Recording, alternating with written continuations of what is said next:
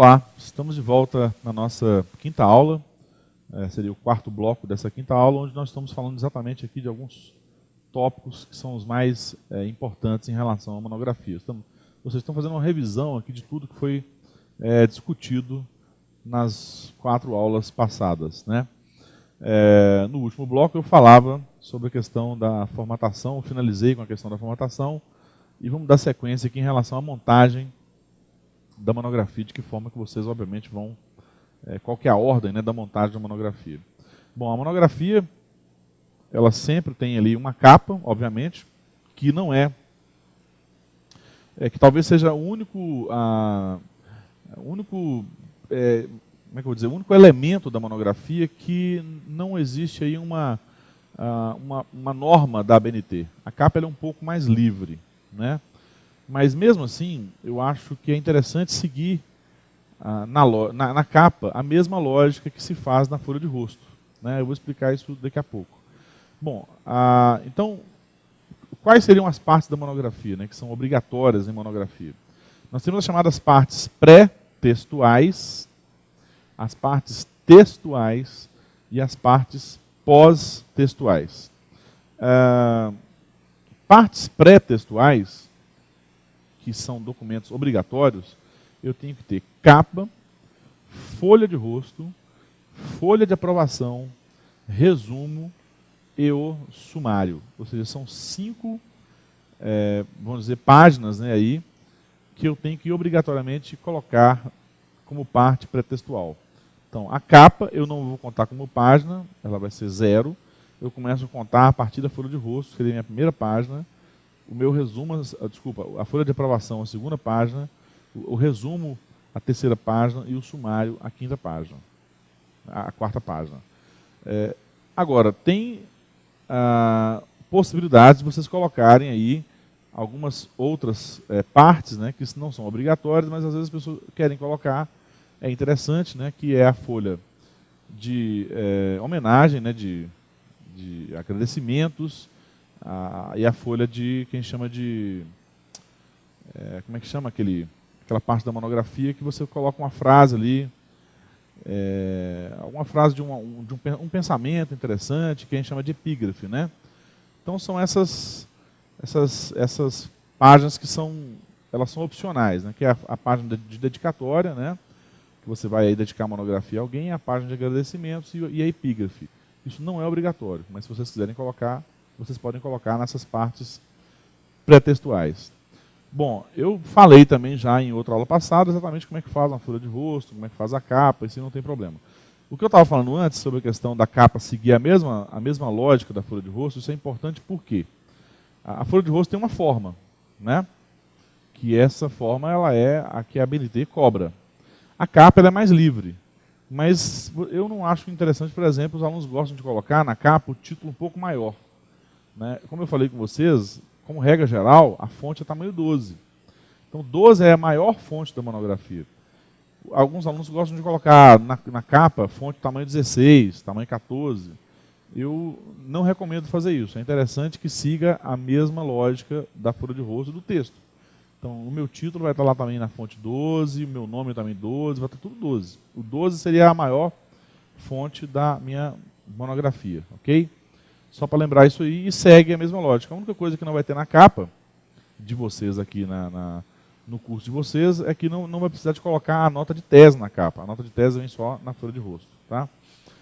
Tem uma outra coisa que também tem aqui como parte pretextual, mas isso é uma outra história, né? Que é a questão da ficha catalográfica. Tá? Vocês podem consultar aí na internet como fazer a ficha catalográfica. Ela tem explicando lá mais ou menos como é que faz a ficha catalográfica. Agora, o interessante mesmo é que a biblioteca faça essa ficha catalográfica. Tá? É um documento, inclusive, que tem que ser feito por um bibliotecário, vamos dizer assim. Tá?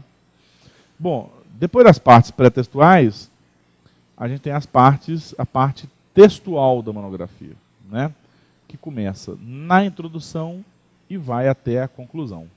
Isso é o que nós chamamos de parte textual. Depois da conclusão, que vem referência e os anexos, essas coisas, isso não é parte textual, isso é parte pós-textual. Então, textual é o que vai da introdução da monografia de vocês passa pelo desenvolvimento e chega até a conclusão. Lembrando, né, que a introdução da monografia, assim como a conclusão, né, são coisas que vocês fazem por último. Então, primeiro eu começo a escrever o desenvolvimento da minha monografia. Vou concluir, depois que eu concluir, é que eu escrevo a minha introdução. Então, a introdução é a última coisa que eu escrevo na monografia. Mas, normalmente, a introdução ela vai ter que conter, né? O que você coloca na sua introdução? Claro, não precisa estar escrito nesses tópicos, tá? Mas a cada parágrafo da sua introdução, ela vai abordar exatamente mais ou menos dentro dessa ordem. Então eu botei um parágrafo falando sobre o meu tema e o meu problema de pesquisa. Qual que é o tema que eu estou trabalhando, né? E qual que é o problema que eu pretendo, de certa forma, solucionar ou encontrar uma resposta para ele. Num outro parágrafo, eu posso falar sobre os objetivos da minha pesquisa. O que eu pretendo com a minha pesquisa, né? Sempre lembrando que os objetivos eles sempre começam com o verbo aí no infinitivo. Então, o meu objetivo é compreender, né? Analisar, ou algo nesse sentido. Um outro parágrafo, eu posso falar sobre a justificativa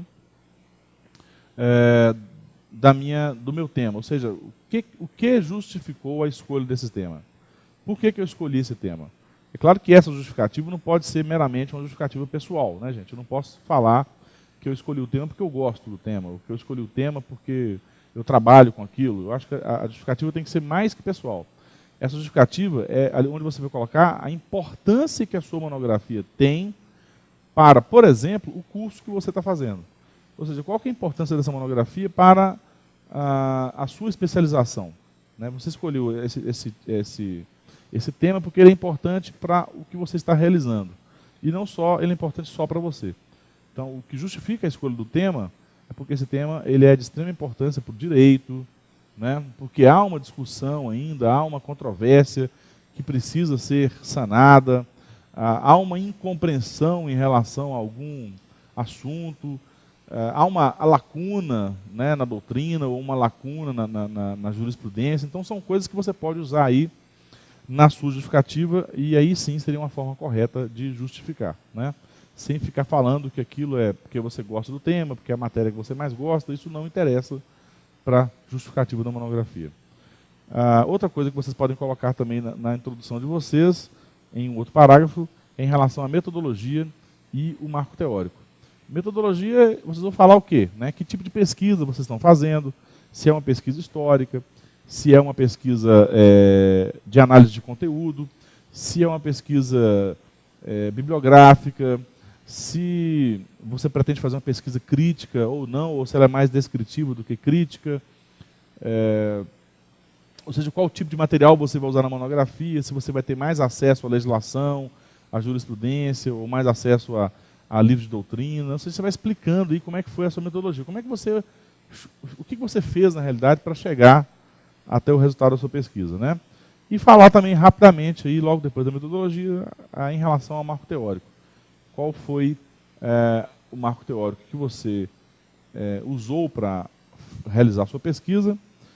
É importante também justificar a escolha do marco teórico, né? Por que você escolheu aquele marco teórico? Por que você acha que realmente aquele marco teórico ele é mais adequado à monografia de vocês, né?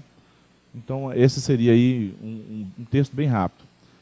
Outra coisa que vocês vão colocar também na introdução podem falar da hipótese que vocês chegaram, né? A hipótese que vocês lançaram na pesquisa de vocês. E para finalizar a introdução, eu acho importante colocar um comentário, né, vamos dizer assim, em relação aos capítulos da monografia de vocês. Então vocês fizeram um sumário, né, construíram aquele sumário, né, que eu já falei em outra aula, mas também vou lembrar rapidamente aqui. Vocês fizeram um sumário, construíram um sumário, e por que vocês optaram por essa forma de divisão da monografia? Né? Ou seja, no capítulo 2 da monografia, eu trabalhei o conceito de controle de constitucionalidade, numa perspectiva mais doutrinária e jurisprudencial. Você pode falar, inclusive, as doutrinas que você trabalhou, né? Procurou fazer pesquisa nos principais doutrinadores do Brasil, entre os quais, sei lá, Gilmar Mendes e tal, vai citando ali. Então você vai comentar o que você fez em cada um desses capítulos. Né? Aí no capítulo 3 eu fiz isso, aquilo. No capítulo 4 e assim por diante. Então aí você vai finalizar a introdução da monografia de vocês. Vão partir para o desenvolvimento, né? Que aí já vai entrar na questão do sumário. Eu vou deixar isso um pouco mais para frente, para falar como é que a gente vai construir o tal do sumário. Só lembrando que no desenvolvimento eu recomendei que tivesse aí pelo menos 3 capítulos, né, no desenvolvimento, sendo que no primeiro capítulo eu faço uma revisão da literatura e apresento o estado da arte. Lembrando, revisão da literatura é tentar apresentar para o seu leitor quais são os principais livros que existem, os principais textos que existem em relação ao tema que foi escolhido. E, obviamente, ali fazer um resumo disso, né, de que forma que os doutrinadores, os ministros, eles compreendem determinado assunto. Então, isso é uma revisão da literatura.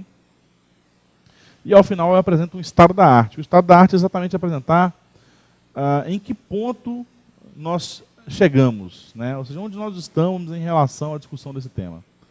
Certo? Então, o que está predominando hoje em dia em relação a determinado tema? Isso seria o estado da arte. Depois, um capítulo que falaria do marco teórico, onde eu vou aprofundar esse marco teórico, né? Apresento ali a construção, não detalhada, mas o mais detalhada possível, né, desse marco teórico. Como é que esse marco teórico ele é construído? E, para finalizar o meu desenvolvimento, eu apresento um capítulo de aspectos críticos. Quem está fazendo, por exemplo, pesquisa comparada, né, de direito comparado, é interessante fazer o quê?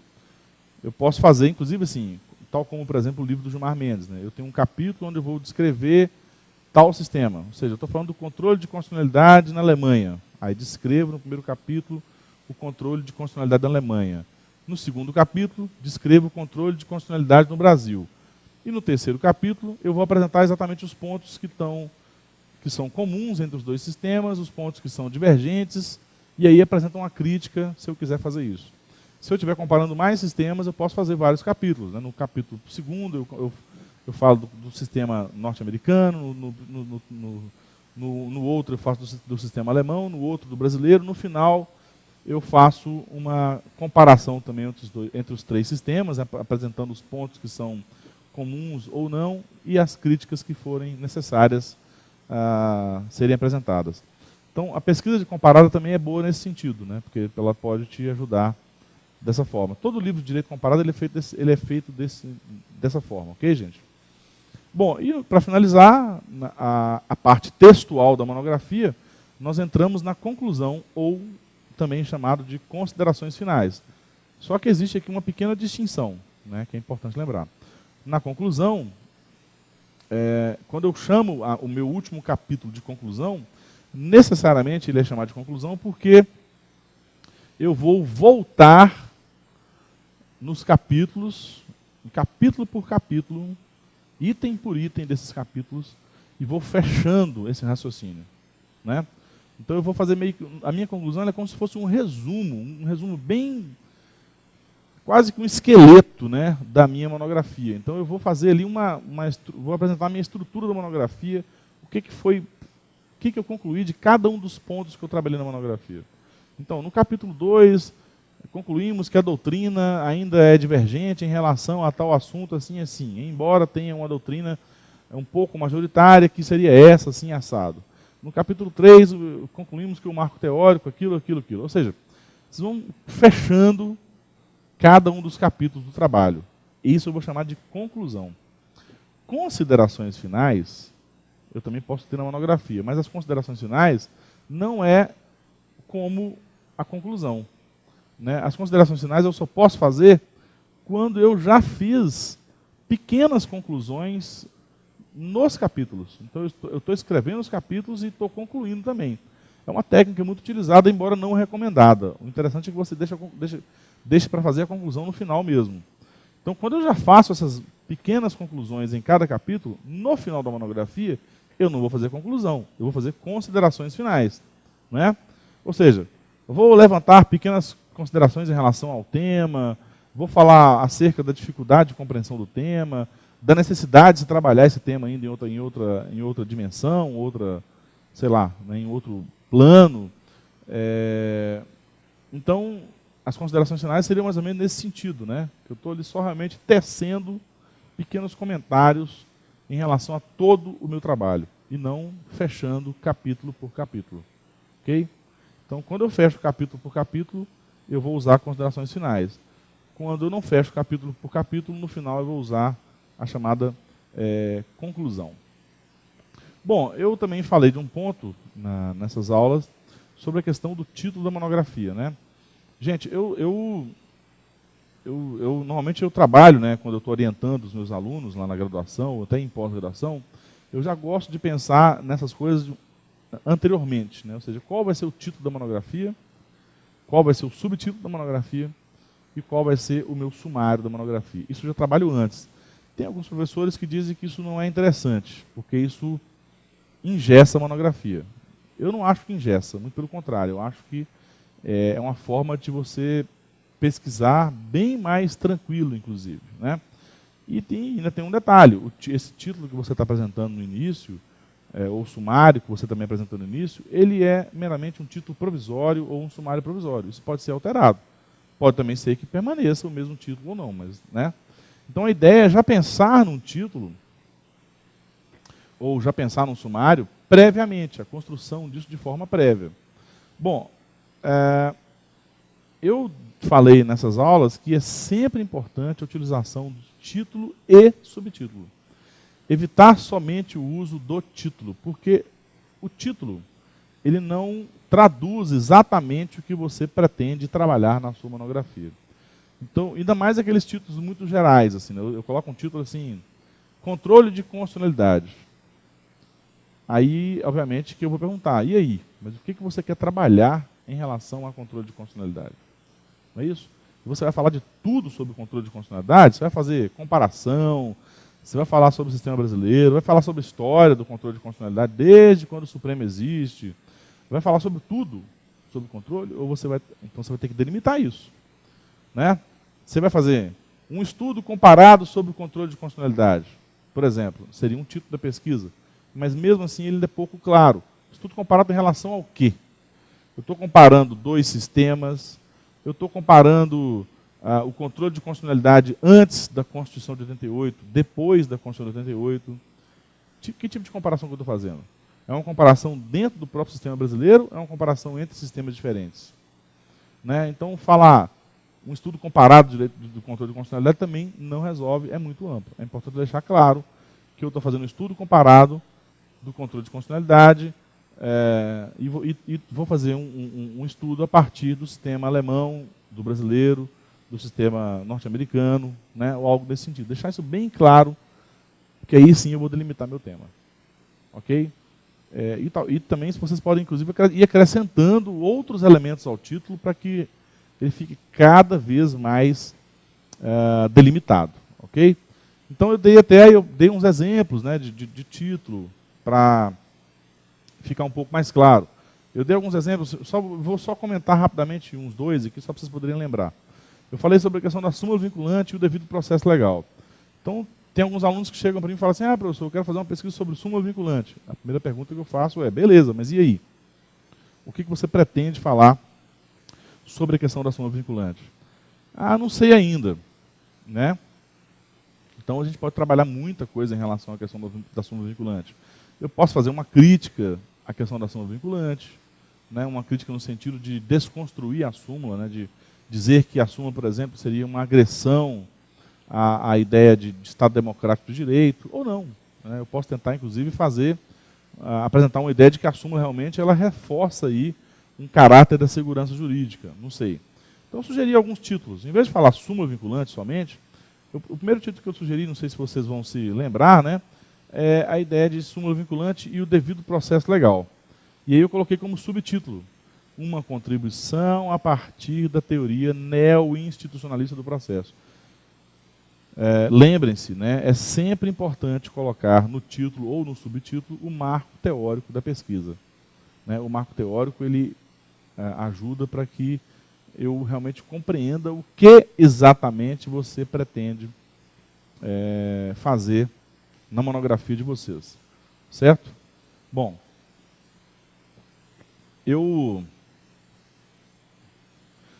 Aí sugeri um outro título, né? A súmula vinculante, o livre convencimento do juiz, um estudo acerca da inadequação da súmula ao Estado Democrático dos Direitos. Está tudo naquelas aulas passadas, mas também só para poder entender de que modo que o título ele esclarece, né?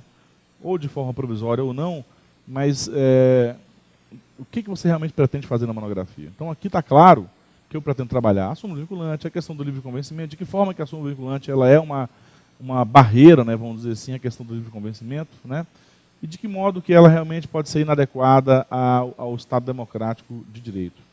Então, seria uma forma também de trabalhar a questão da súmula. Bom, redação da monografia, né, esse aqui só alguns pontos que eu gostaria também de relembrar. Lembrando que a monografia de vocês ela tem uma relevância científica extremamente, vamos dizer assim, extremamente marcante, né, a questão da comunicação científica. Ou seja, vocês têm que lembrar que vocês estão escrevendo um texto científico, uma monografia. O aluno de Direito, ele confunde muito isso, principalmente quem já está aí já formado, né, e vai fazer uma especialização. Ele às vezes acaba confundindo o texto da monografia com coisas práticas da vida. Por exemplo, a questão pode confundir a monografia com a petição inicial, né? E aí acaba utilizando uma linguagem meio de advogado na monografia, vamos dizer assim. Monografia não é uma peça processual, né? Lembrem-se disso. A monografia tem uma relevância científica extremamente importante, ou seja, o aluno tem que saber exatamente de que modo que ele vai escrever, de que modo que ele vai se comunicar para que seja verdadeiramente um texto científico. Isso também tem uma aula passada, vocês podem voltar nisso para poder lembrar de que modo que eu falei dessa história. A questão da linguagem da monografia jurídica, né? Da mesma forma como o aluno acaba confundindo a questão da monografia com a petição inicial, o aluno acaba colocando coisas que não precisam de colocar em monografia, como por exemplo, né? O excelentíssimo senhor ministro, né? Eu não preciso de colocar o excelentíssimo senhor ministro, né? Eu posso colocar o ministro do Supremo Tribunal Federal, ok? Eu vou falar assim, um dos maiores constitucionalistas, eu não preciso de colocar eu não preciso de ficar o tempo inteiro usando esse tipo de adjetivação que não vai chegar a lugar nenhum, né? Ou seja, um dos mais brilhantes juristas nacionais. Isso às vezes o aluno gosta de colocar isso para poder acrescentar o texto, ou seja, inchar o texto, né? E esse texto muito inchado, vamos dizer assim, ele não é recomendado, não. Então evitem isso, né? Brilhante, o excelentíssimo, o ilustríssimo, o colendo, né? Essas palavras elas devem ser evitadas. E aí lembra muito aquela forma de petição inicial, né? Isso realmente é bom evitar, né? É sempre importante na monografia fazer alguns esclarecimentos de uma terminologia, né? É interessante você criar ali, se vocês tiverem tempo, uma espécie de um glossário ali, explicando, traduzindo, né, os termos que foram utilizados naquela monografia. É muito importante isso para evitar incompreensões. Então, às vezes, eu estou o tempo inteiro me referindo à palavra justiça na monografia, ou à palavra democracia na monografia, mas não estou traduzindo o que eu entendo por justiça e o que eu entendo por democracia. É muito importante fazer esse tipo de tradução. A outra questão em relação à redação da monografia é a questão da impessoalização verbal, né? Só lembrando aqui, o mais recomendado é o verbo impessoal, é você sempre se comunicar de forma impessoal, né? E aí ficaria na terceira pessoa, a monografia escrita sempre na terceira pessoa. Também é aceito, né, aceitável a primeira pessoa do plural, né? Ou seja, concluímos e tal, ou então existe aí já alguns críticos que dizem que, na realidade, a monografia ela é muito importante que ela seja escrita na primeira pessoa do singular. Eu não acho interessante escrever a monografia na primeira pessoa do singular, tá? Eu acho que na primeira pessoa do singular, talvez no doutorado, né, é interessante você escrever na primeira pessoa do singular. Porque no doutorado você já de certo modo, já toma posição em relação a algum tema, né? Você vai desenvolver uma tese, você vai defender uma tese. E ali sim eu acho que pode ser escrito na primeira pessoa do singular. Agora, para a gente que está fazendo monografia de especialização, de conclusão de curso, ou até mesmo a dissertação de mestrado, eu recomendo a terceira pessoa, ok? Bom, eu acho que em relação à redação da monografia, Lembrando, né, a questão da linguagem também, né, gente, só para uma coisa que eu esqueci de falar aqui, é a questão da gramática, né? Eu acho, ou mesmo, não só a questão da gramática, mas a questão do estilo, né, de escrita. Às vezes a gente tem uma certa dificuldade de escrever, né, de comunicar o que você pretende dizer num texto. Às vezes falar é mais fácil do que escrever. Isso é só treino, isso é com o tempo que nós vamos chegar a esse ponto. Mas é muito importante, depois que você escreve o texto da monografia, é muito interessante você ler para você mesmo aquele texto. Então você lê para alguém, né, para ver se a pessoa realmente está entendendo o que você escreveu. Então a questão do uso das vírgulas, né, a questão das concordâncias, da subordinação, da coordenação. Isso é muito importante lembrar disso na monografia, num texto de monografia, para que não se crie um texto de difícil compreensão, né? Então lembre-se disso, né, gente? A questão da gramática, da construção do texto, do uso correto da terminologia, né?